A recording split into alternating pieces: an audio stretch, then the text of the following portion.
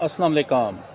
इंसान का सबसे बेहतरीन खून जो होता है उससे मादा मनवैया हासिल होता है। मादा मनवैया इंसान की अक्ल दानिश, चलना फिरना, बोलना, सोचने समझने की सलाहियत और इंसान की दिमागी सलाहियतों पर मुनहसर होती है। मादा मनवैया खून के सबसे आला म्यार से पैदा होता है। इंसान जब कोई भी ग़ज़ा खाता है तो उससे जो साले खून पैदा होता है वो दिल की शरियानों में चला जाता है, और जो इससे भी आला होता है वो खसियों की मदद से इंसान के अंदर मादा मनवैया पैदा होता है। इंसान समझता है कि शायद मादा मनवैया जो है ये औलाद पैदा करने का एक ज़रिया है। ऐसा बिल्कुल नहीं। करोड़ों इंसान ऐसे हैं जिनका मादा मनवैया है लेकिन उनके यहाँ औलाद नहीं होती। इसका मतलब ये हुआ कि मादा मनवैया एक ऐसी क़ुव्वत है, एक ऐसी ताकत है जो कि इंसान के ज़हनी, असाबी और जिस्मानी क़ुव्वत को निखारती है, क्योंकि इसमें आला खून की तमाम सलाहियतें मौजूद होती हैं। मादा मनवैया जो होता है इसमें जो स्पर्म होते हैं या ना होने से औलाद का पैदा होना या ना होने का आप कंसेप्ट कर सकते हैं, लेकिन मादा मनवैया के कमज़ोर होने को आप किसी मर्दाना क़ुव्वत को कमज़ोर नहीं कह सकते। अफसोस होता है उन लोगों पर जो इतनी कीमती चीज़ को, जो कि आला खून से तैयार होती है और इंसान के जिस्मानी और असाबी ताकत की मज़हर होती है, अपने हाथों से ज़ाया कर देते हैं। बाज़ इसे दस्तज़नी, बाज़ इसे मुश्तज़नी और बाज़ लोग इसको मुठ भी कहते हैं। इसके ज़रिए से इतनी कीमती चीज़ को ज़ाया कर देते हैं जो कि ना सिर्फ़ औलाद के लिए लोग अहम समझते हैं बल्कि ये इंसान की जिस्मानी, ज़हनी और असाबी क़ुव्वत की खातिर ही वजूद में आती है। लोग जो हैं इसको नाजायज़ तौर पर ज़ाया करके अपनी ज़हनी सलाहियतों को कम करते हैं।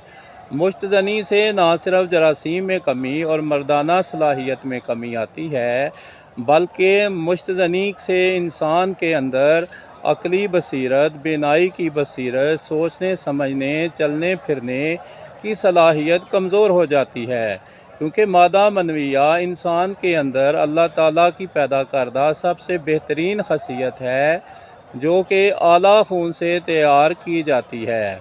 कोशिश करें कि दस्त दराजी, दस्तज़नी और मुश्तज़नी, जिसे मुठ भी कहते हैं, इससे परहेज़ करें, क्योंकि ये ना सिर्फ आपकी ज़हनी और जिस्मानी सलाहियतों को कमज़ोर करेगी बल्कि आप पर वक्त से पहले बुढ़ापे के आसार नमूदार हो जाएंगे।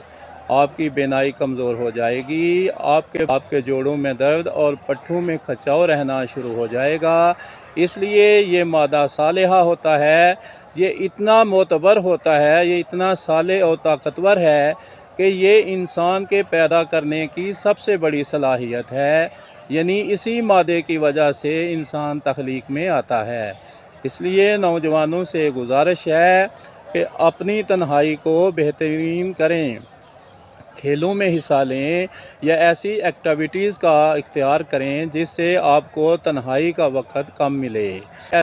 आप जितना ज़्यादा इस मादे को महफूज रखेंगे, आप में इतनी ही सोचने समझने की सलाहियत बढ़ेगी, क्योंकि यही वो मादा है जो इंसान के अंदर निज़ाम तौलीद को बेहतर बनाता है, और जिस इंसान का मादा तौलीद बेहतर हो वह इंसान आम इंसानों से सोचने समझने की सलाहियत ज़्यादा रखता है।